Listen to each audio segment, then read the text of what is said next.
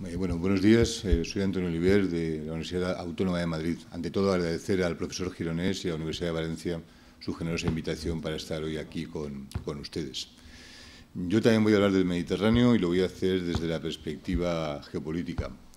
Voy a hablar de qué significa una polemología, es decir, una ciencia del conflicto, porque estamos cada vez más alejados de esta idea del Mediterráneo como lugar de cruce de culturas, de entendimientos y de compartición de anhelos, sino todo lo contrario. Entendemos el Mediterráneo como un lugar de conflictos que deben ser conocidos para poder conjurarlos.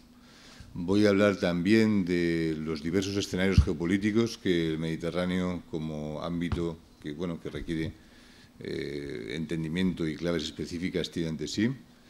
De algo tan concreto como las opciones estratégicas que tiene la Unión Europea en este área y especialmente respecto a la nueva situación que crea la primavera árabe.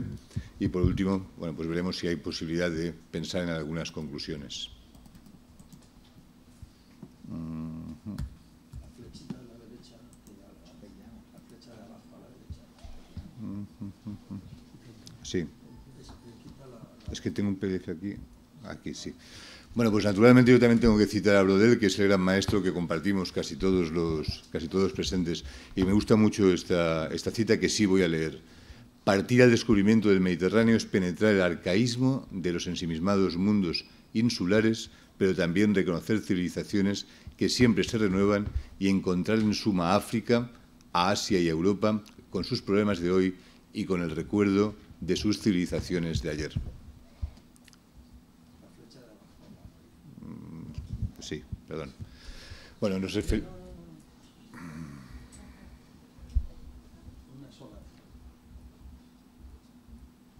Aquí sí, vale.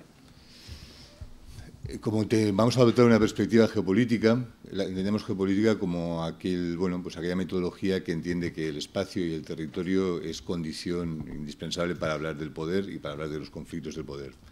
Se ha tratado ya aquí, durante esta mañana, la especial circunstancia del Mediterráneo, en medio de varias religiones, en medio de 3 continentes, y, por tanto, uno de los lugares donde más componente histórico y de conflicto ha experimentado a lo largo de la historia de la humanidad.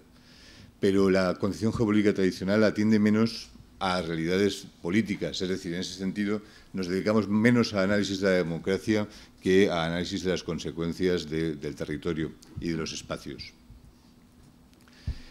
Por eso algunos países, y entre otros algunas potencias, no solamente países ya, entienden la geopolítica dentro de lo que se llama Grand Strategy, es decir, el uso de todos los recursos de una comunidad o de un ámbito concreto, de un ámbito geopolítico concreto, para obtener ventajas comparativas cada vez más en el comercio internacional.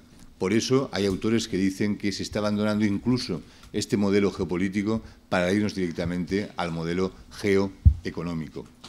Y claro, naturalmente hay que citar a no los que inventaron la geopolítica, que fue un invento victoriano, que inmediatamente adquirieron los alemanes, especialmente en el Tercer Reich, pero los que mejor han entendido la función de la administración de los espacios para su hegemonía mundial han sido los norteamericanos.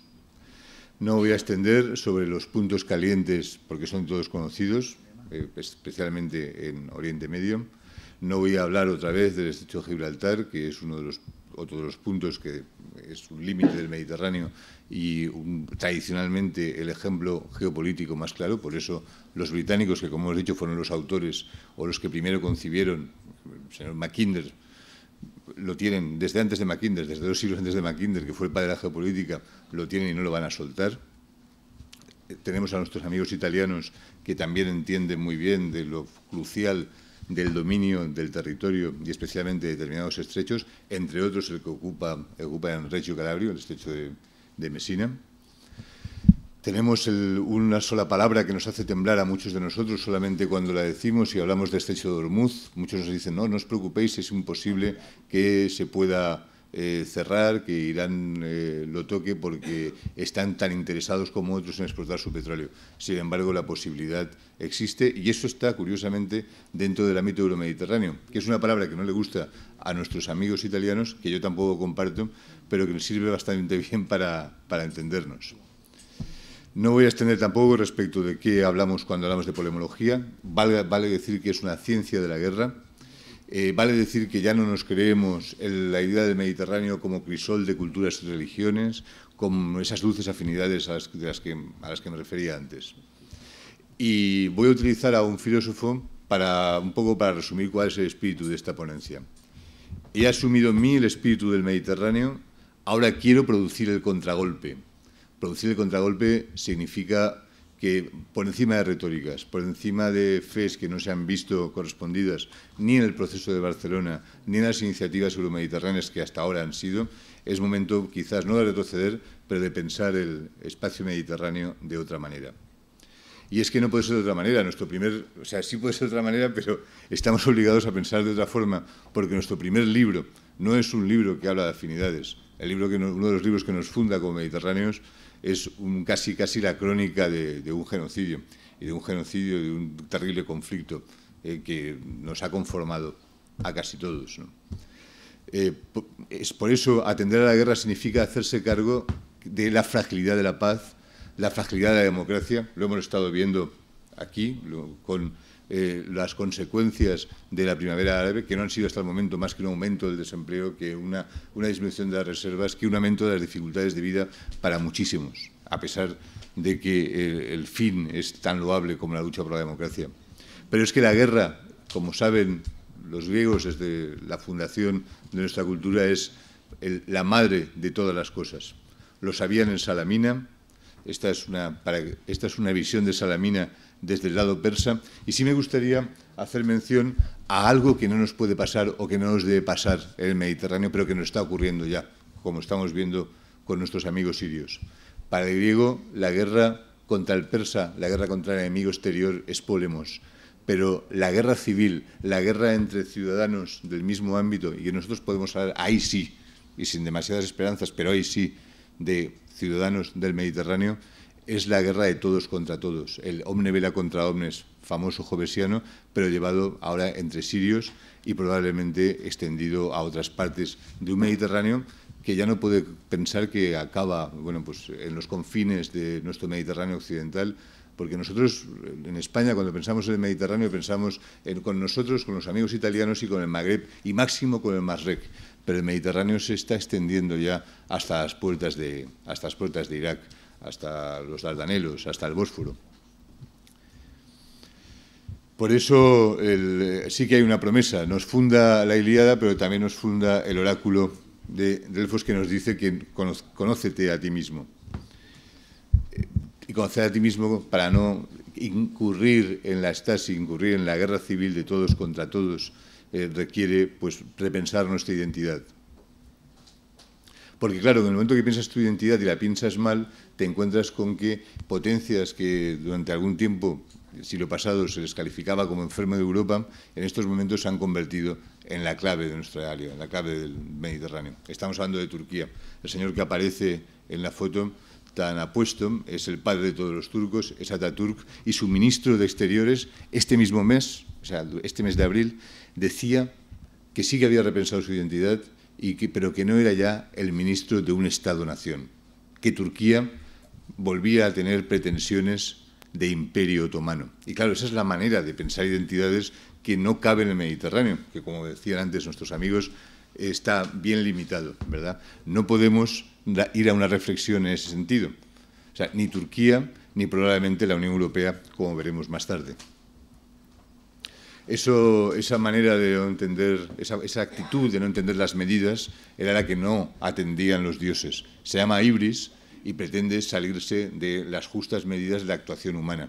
Pensar que vas a recuperar el Imperio Otomano es salir de las medidas, o que vas a exportar la gobernanza euromediterránea a los países de la primavera árabe, son ambas cosas cometer el pecado de hibris. Pero es que no podemos cometerlo, no podemos dejar de cometerlo, mejor dicho, porque, y eso también lo voy a leer, somos así. Esto lo cuenta ya Tucídides y dice: son innovadores, rápidos para llevar a cabo lo que han pensado, audaces por encima de sus fuerzas, resueltos frente a vosotros que os demoráis, pronto para abandonar su país frente a vosotros que nunca queréis salir del vuestro. Creen poder adquirir algo lejos de la patria, mientras vosotros teméis perder incluso lo que poseéis. Es decir, dentro del espíritu mediterráneo que compartimos está ese espíritu guerrero, está ese espíritu de ir allá, de ir más allá de los límites, está ese espíritu de ibris, que se traduce también en el lamento de Tetis, que, como sabéis algunos, o casi todos, es la madre de Aquiles. Ninguna dulzura, ninguna piedad, ninguna deuda amorosa pueden vencer el ardor para convertirse en experto del mundo. Y es esa actitud la que tenemos que encuadrar en un espacio tan limitado como el que a veces se ha llamado el más civilizado de los mares, ¿verdad? Como tengo algunas cosas que contar, además de las bases culturales de nuestra civilización mediterránea, pasaremos muy rápidamente por algunas de las batallas que la han conformado. No voy a referirme a ellas, solo quiero recordarlas. Actium, el fin de la República y el inicio del Imperio, el fin otra vez de una ibris. Nuestra expansión, de los que estamos aquí, tenemos algo que ver con la ciudad y con nuestra comunidad. La toma de Constantinopla, que ya ha salido en varias ocasiones, como el profesor Gironés que la ha mencionado. Y después, bueno, una vez más con los turcos, es decir, ¿queremos a Turquía dentro de la Unión? Naturalmente la queremos, pero nos cuesta mucho pensar, porque llevamos casi en nuestro código, no diré genético, pero casi cultural, que hemos intercambiado bastante fuego, y no solo fuego griego con el turco.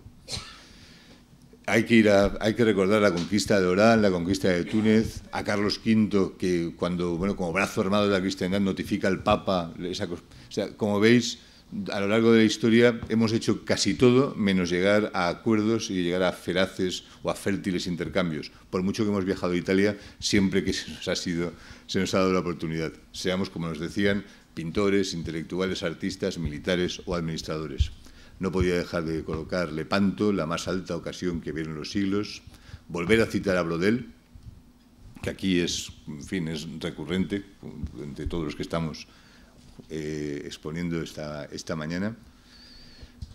Decir que esta importancia del Mediterráneo como centro del mundo, que en algún momento lo fue, donde se jugaba la política de las grandes potencias, se acaba, y saco a Morgan y no saco a Colón, porque Morgan, el pirata, significa el cambio geopolítico, el cambio de importancia de un mar Mediterráneo a un océano Atlántico, donde nuestro imperio, a pesar de todo, empezará a perder posiciones, nuestro imperio o nuestra monarquía hispánica, como queráis, que sobre eso hay debate interesante que darían para otra conferencia.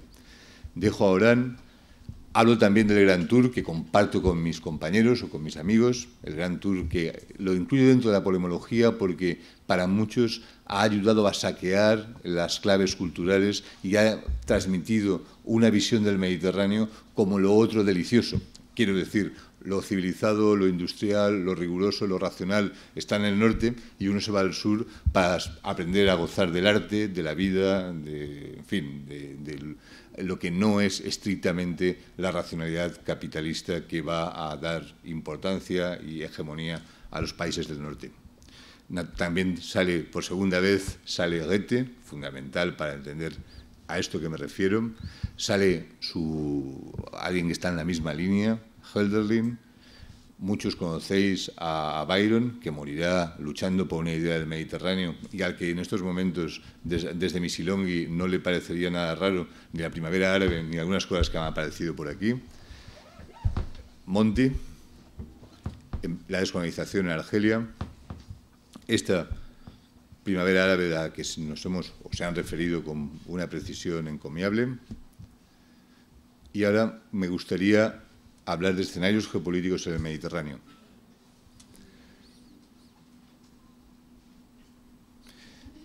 Y me gustaría hablar desde el punto de vista de que la integración sur-sur a la que nos referíamos puede considerarse fracasada, y eso significa que está fracasado el proceso de Barcelona, que mientras no solucionemos el proceso de Sáhara y Palestina no hay posibilidad de acuerdo con los vecinos del sur, y lo peor de todo es que no hay posibilidad de acuerdo entre ellos y por tanto no hay una posibilidad de una política común, que tenemos nuevos retos como son, en una concepción extendida del Mediterráneo, la aparición de Al-Qaeda en el Magreb Islámico, la aparición de Al-Qaeda también en el Sáhara, que por cierto Brodel casi incluía dentro del Mediterráneo como límite y como el balance de esa llanura líquida. Había otra llanura, ¿verdad?, terrena que incluía.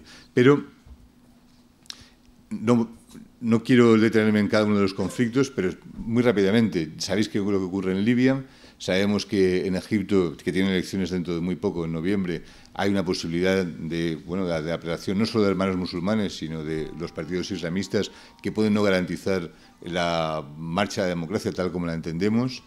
Tenemos a Túnez, que pueden ser, y ahí se juegan mucho, elecciones ejemplares para el resto del mundo árabe. En Siria no hace falta mencionarlo, lo que está ocurriendo. Tampoco Bahrein, que ha recrudecido recientemente su conflicto. Pero es que además tenemos más cosas, además de estos conflictos. Tenemos la pugna de Irán y Turquía, por quien se queda como hegemón en el área.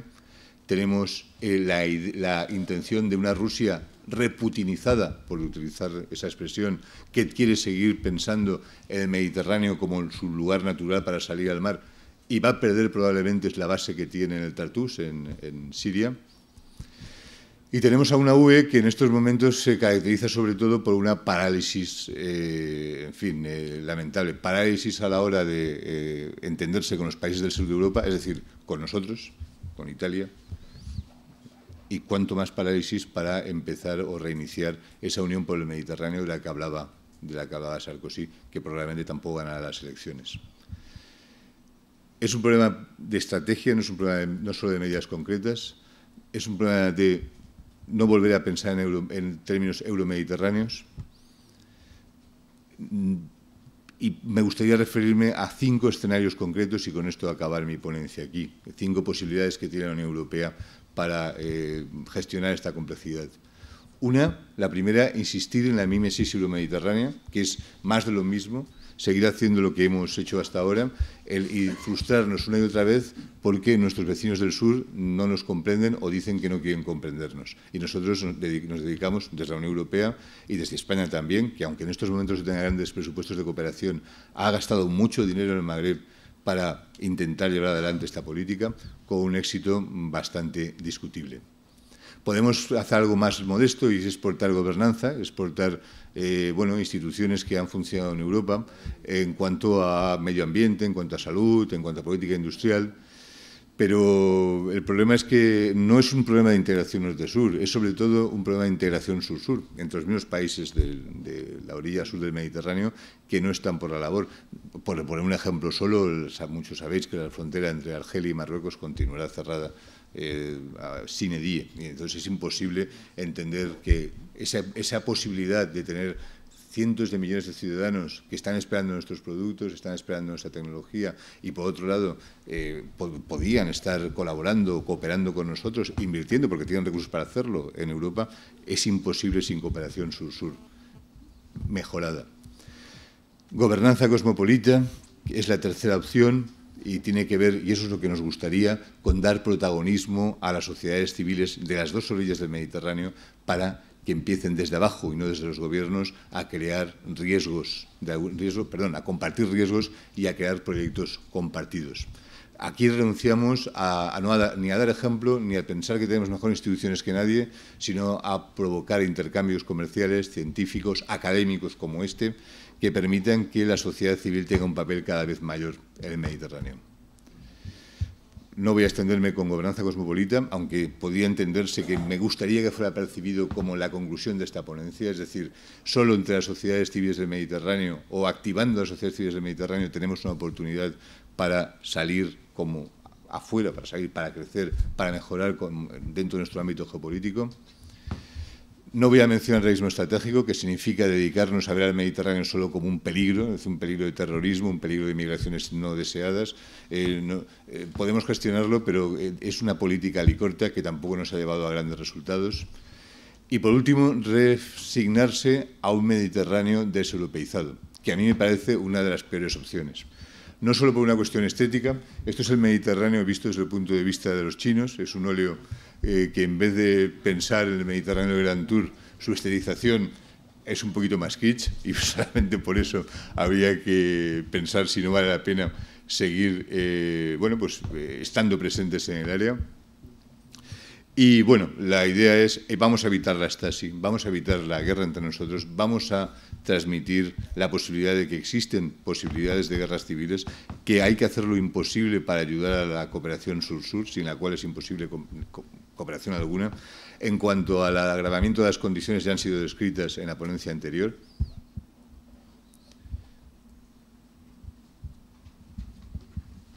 Y sí me gustaría decir que exportar laicidad, es decir, separación de las creencias de la administración de las cosas, de la administración del Estado, no es la peor de las ideas, pero eso no significa el tener que hacerlo desde el convencimiento de que nuestra manera de organizarnos es la única manera posible dentro del ámbito en el que nos movemos. Y, por último, vindicar también que cuando hablamos del Mediterráneo no lo pensamos solo para que naveguen los mercaderes, solo para ampliar intereses económicos. Nos gustaría pensar que porque nos transitamos el Mediterráneo para hacer bien, para hacer buena ese dictum, que es el Mediterráneo, que es el más civilizado de los mares. No sé si me da tiempo, creo que no, pero como vale la pena voy a abusar de su amabilidad para leerles, ha salido antes, un poema de Hölderlin que habla del Mediterráneo, en un libro famoso, Archipiélago, y dice: pero tú, inmortal, aunque ya no te festeje la canción de los griegos, como entonces resuena a menudo, oh Dios del mar, con tus olas en mi alma, para que prevalezca sin miedo el espíritu sobre las aguas, como el nadador se ejercita en la fresca dicha de los fuertes y comprenda el lenguaje de los dioses, el cambio y el acontecer. Y si el tiempo impetuoso conmueve demasiado violentamente mi cabeza y la miseria y el desvarío de los hombres estremecen mi alma mortal, déjame recordar el silencio de tus profundidades. Muchas gracias.